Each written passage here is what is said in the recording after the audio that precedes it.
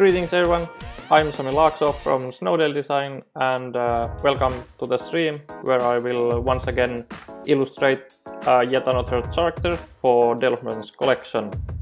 And as always, I will start by introducing the character and telling which kind of abilities they have, and then we will jump into the drawing. And as always, I will recommend and encourage anyone to share their thoughts or any ideas that you would like to talk about in the chat. So without further ado, let's get introduced to Kinkajou, the Kinkajou exhibitor.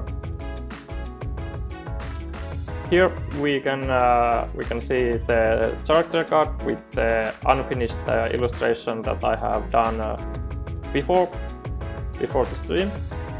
So first, if you're not familiar, the color of the background and the elements like the bar above the ability tell how complicated the character card is. There are three complexity levels. First one is green, and those are recommended to be used in the first games that you use character cards with, and then yellow and finally red are for advanced players who are more familiar with the game. Welcome to the stream and good morning, Rex. Glad to see you here again. So the ability for Kinkajou is named Showcase right here, and you can use it. There's no limitation on how many times you can use it during your action phase. To use the ability, you will well, let's first explain how you get to use the ability. You will have to remove tokens from cards in your stall, but in order to get those tokens to your store, you simply build new stacks. So the passive ability here in the middle allows you to put a single token on each reusable card in the stack that you used to build the new one. And for that there's the reusable, which is a new keyword, which simply means any technique card that would get put on your own discard pile after fully resolving it. So it's almost all technique cards, but it's there to prevent some loopholes. So for example, if you remember Acorn value 4 technique card from the Flying Squirrels, which you use to swap out cards from another player's stack, that card is not reusable because you lose the card when you use the technique ability of that one. So for any technique cards that are reusable, which you can use as many times as you like because they're placed on your discard pile, you may add a single token on it when you build a stack. If there's any non-reusable cards, so any technique cards that do not get put on your discard pile after resolving, or passive cards, you may put another token on any reusable card in your stall. So if you build with 2, no matter how many reusable cards there are, you get to place 2 tokens on the cards in your stall, but you must prioritize those cards that you use to build the stack. And then there's the actual ability, which is Showcase. So Kinkajou is an exhibitor, so he treats the stall that he has cards in front of him as his showcase, where he has all kinds of items that he can show to potential buyers. And usually you are not allowed to use any of those cards in your stall anymore, but Kinkajou can use each of those cards one more time. So he's basically showing how the item is used to potential buyers, in case showcasing it. So you simply take a card with the token from your stall, remove the token, and then you may use it just like as you would use a technique card from your hand. And afterwards when the card gets fully resolved, you will place it back into the stall. And then there's the final thing is just that if any other effect removes cards from your stall, you may basically move the tokens from those cards to any other reusable cards in your stall. So if the same example, the acorn, if someone else uses acorn to your stall, you're not losing the tokens because of that. So there's quite a lot of text, but it's actually pretty basic, but there just have to be quite a lot of preventing from, as I said, different loopholes. So you don't, for example, make empty stacks into a stall because the card always goes back into a stall after using it. That's the reusable part, and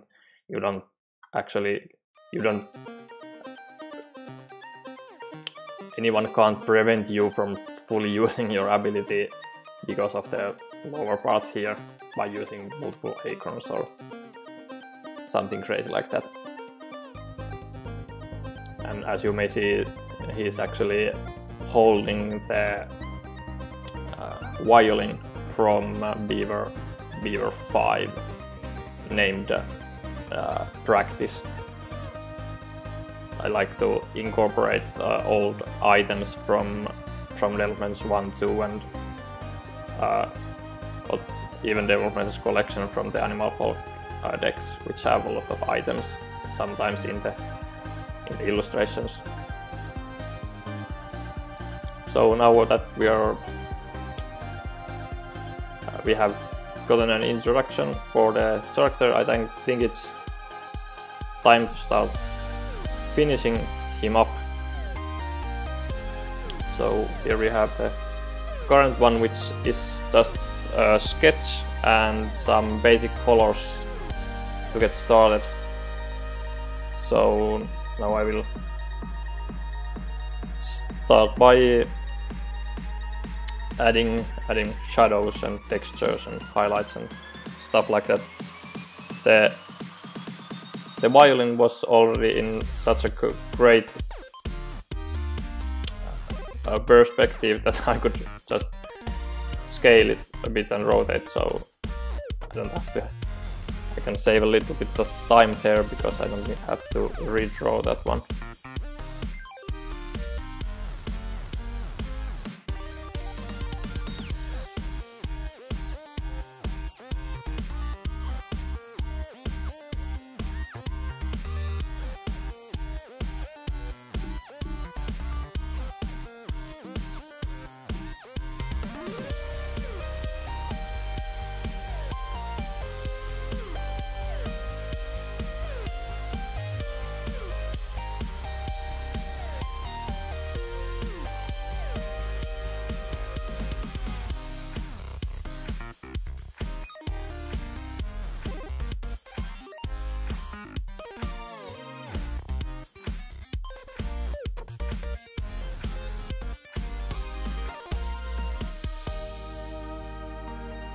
Let's move the chat on top so I can more easily see if any of you have anything to say.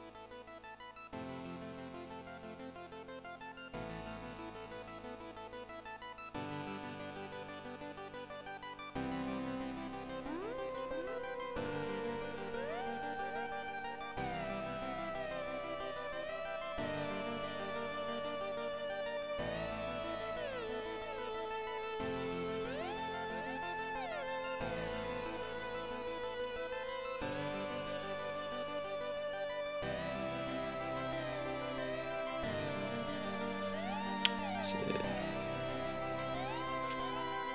Here's some of my reference images.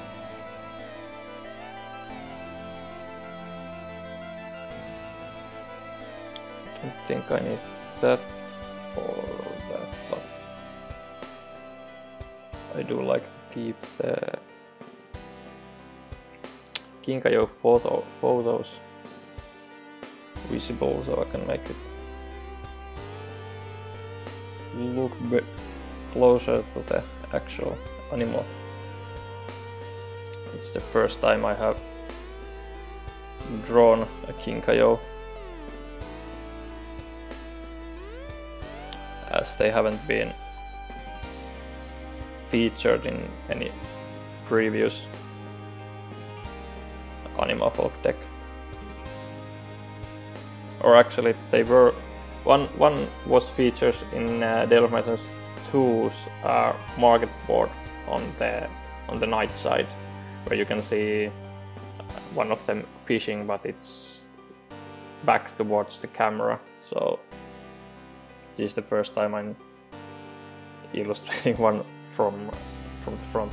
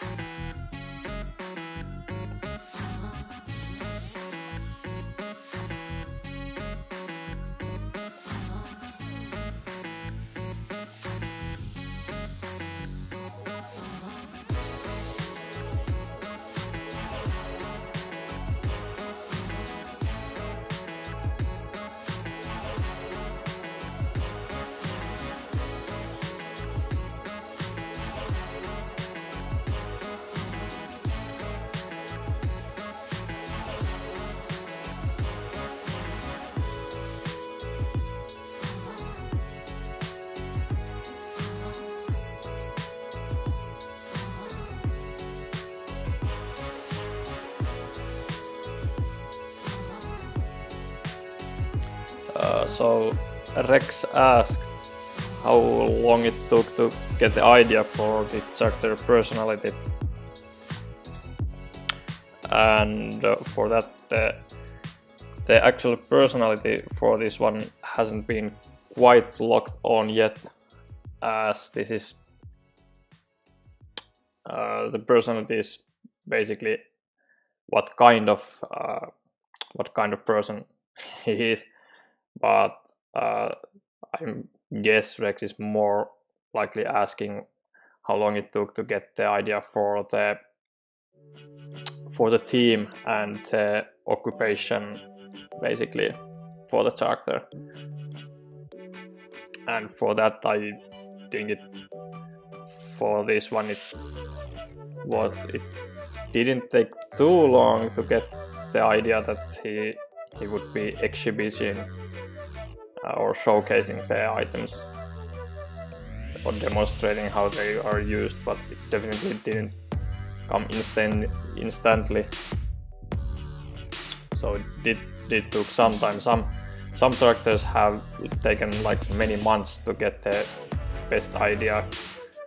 We have some ideas how they would work, but for some it took a lot of brainstorming and during many weeks to get the best one out, which we are really happy with. But for Guido, he definitely wasn't the slowest one to invent the theme for his ability. It's more often than not the more complicated one, like this one, are easier to invent the theme on what they do, because there's more to catch on, basically. But for some more simple ones, for example, one character gives you increased hand size of 1 for the whole duration of the game. It was way harder to decide what kind of theme we want to use there, because there are so many options for ability that simple. But for this one, it's so specific on what he does that it's more easy. It's easier to decide on what kind of theme suits the best for him.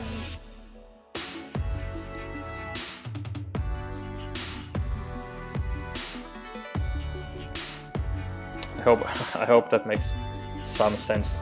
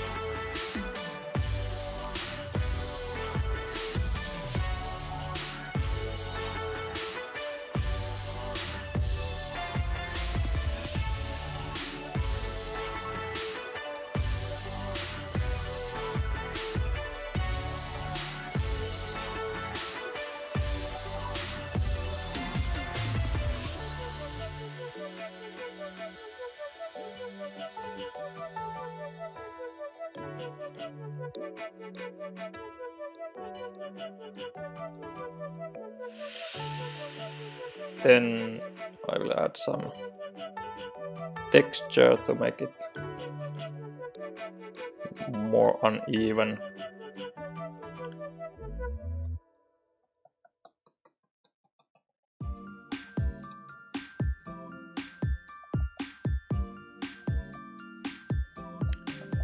This step could easily be skipped if one would like to make a more smooth finish.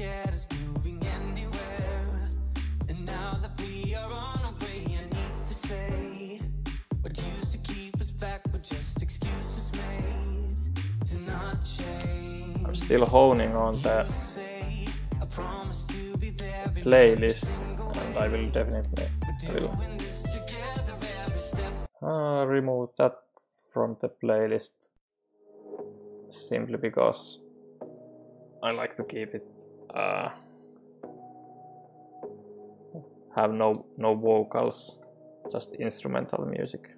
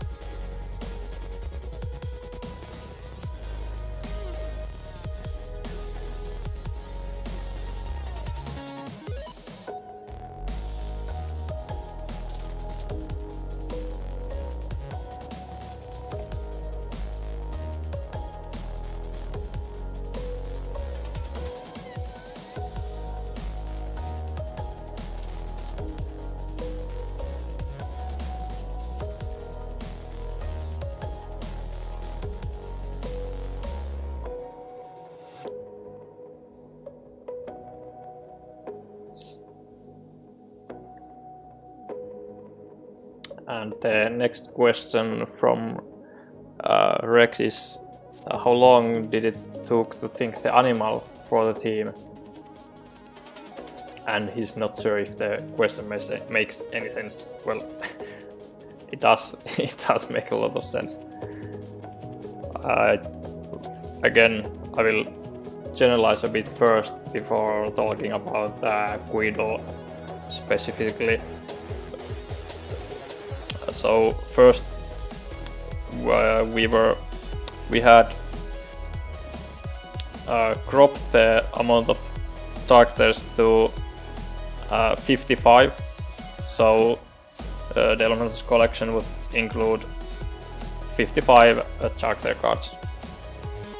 Then there were I wanted to have a single character for each of the decks in the Elementals 1, 2 collection and the upcoming 3. So that was about half of the animals already, and for that I chose which characters fit the best for each of those characters. And if there weren't any that would fit extremely well, then I actually invented a new character to fit that slot. So for example, there weren't any, at first I didn't have any great candidates for the Snowy Owls, because if their ability isn't something that you can use in reaction to another player's action on their turn, it doesn't really feel a Snowy Owl character. So I invented new abilities for characters if there weren't one in the pool already that would fit the character in an existing deck. After those were done, then it was time to introduce new characters, new animal folks that weren't in a deck before. For example, Guido, the Kinkajou here. And for those it was quite a long process of first deciding which new animal folks we want to introduce to the series, and then it choosing which would fit which character a bit best. Sometimes it was like that, and in some cases it also was that I had an ability and that I wanted to have a specific kind of animal for it. An example would be Karimia, the Gila monster, which bites people and infects venom to them. So I had to choose some animal that is a venomous one for the ability to make any sense. And for Quidel, he was quite long without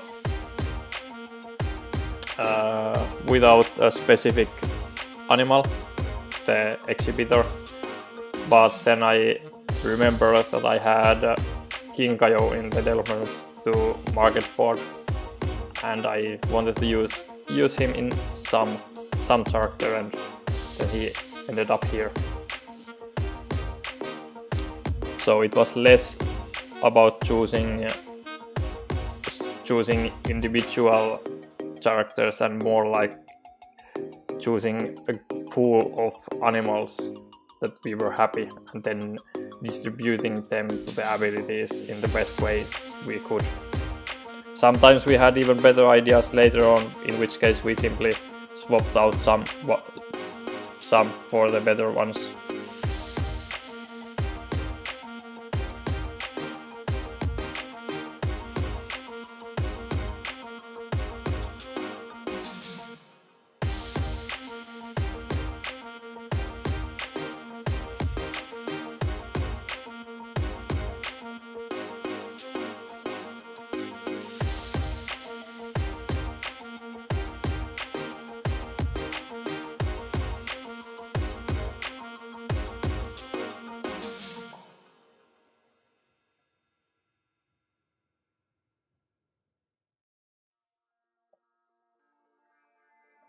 And always, if it was possible to match the animal in such a way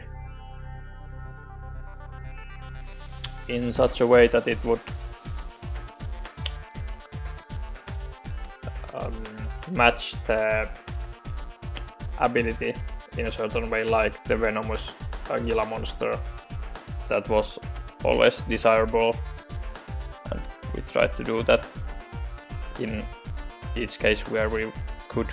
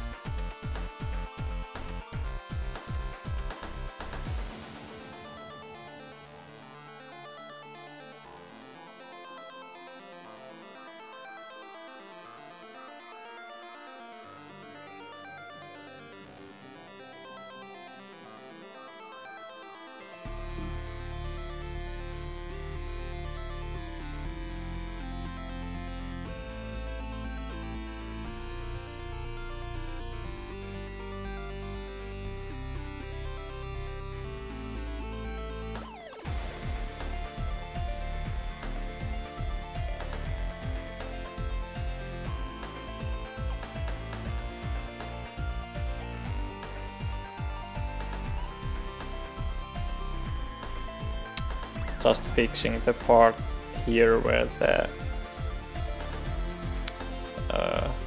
Kinkajou's hand goes behind the violin, because everything else I'm drawing on top of the violin, so I added a new layer below the violin and Kinkajou to fix the part here.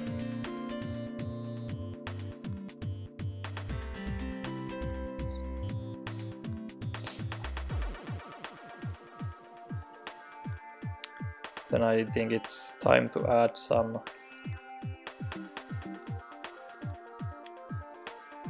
detailing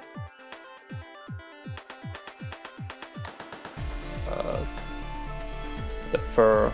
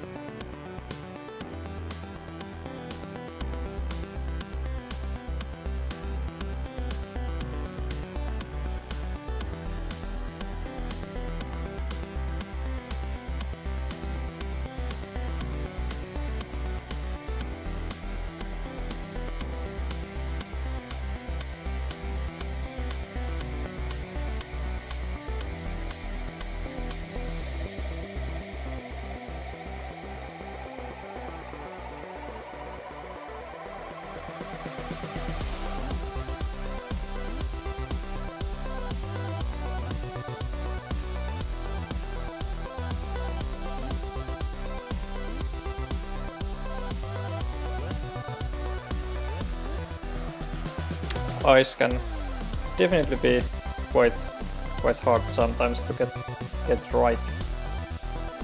Sometimes I'm really happy with how they, for example, look in the sketch, but then making them look satisfactory. The final illustration can take some time. Not still 100% sure I'm happy with the current look, but I'll see if I make changes to them later. So it often helps to work on other parts of the illustration and then get back to those troublesome parts later.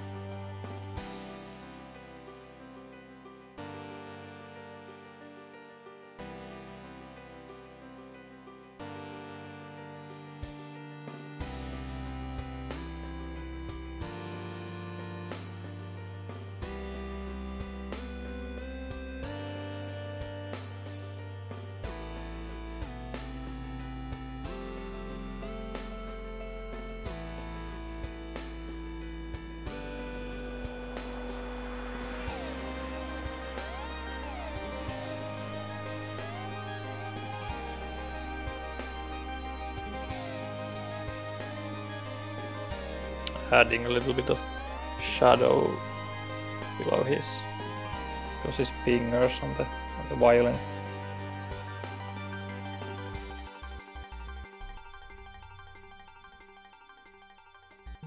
It's definitely starting to get there. There's not much that I want to do with him, but definitely some polishing before I'm entirely happy with him.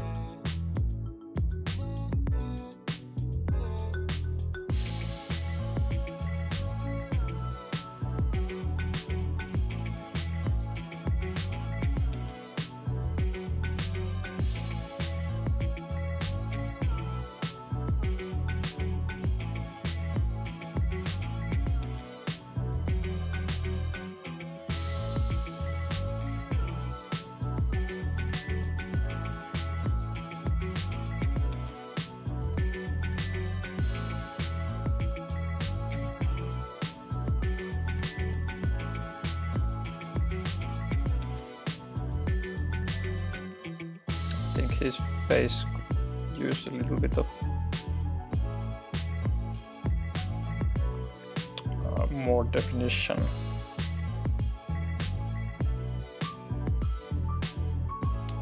Just looks a bit flat at the moment.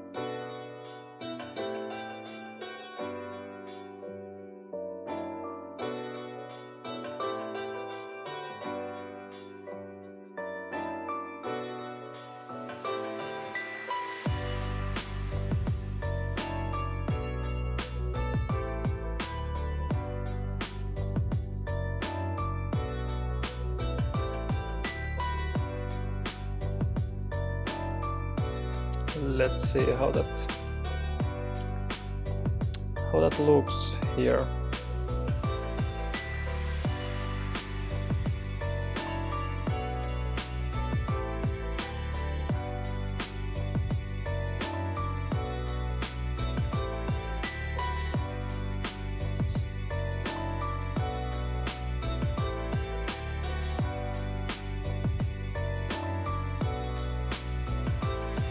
Yep, I'm pretty happy with this one.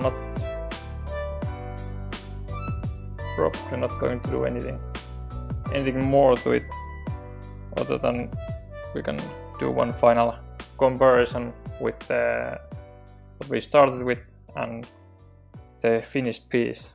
So here's the finished one, and then let's take all of those, that one, and clothing, and then the sketch.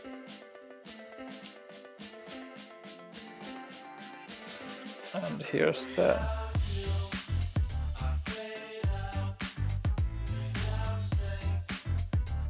starting point. So this is what we started with. Right, let's put the background in as well, so it's easier to see, and maybe zoom in a bit so it's a bit close. So here's the finished one, and here's what we started with.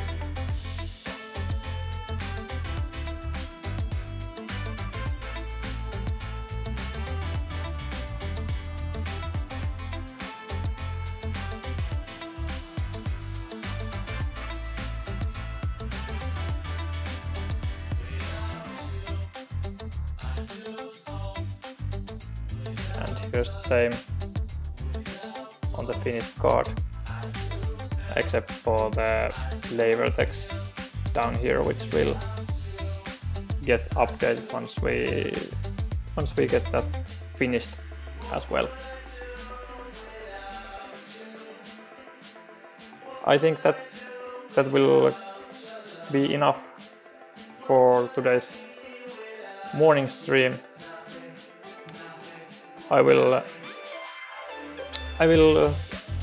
do another stream. I'm not sure if it'll be tomorrow, but definitely sometime next week to finish up even more of these illustrations.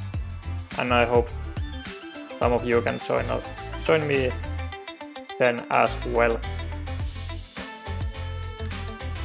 So have a good day, and see you next time. Bye.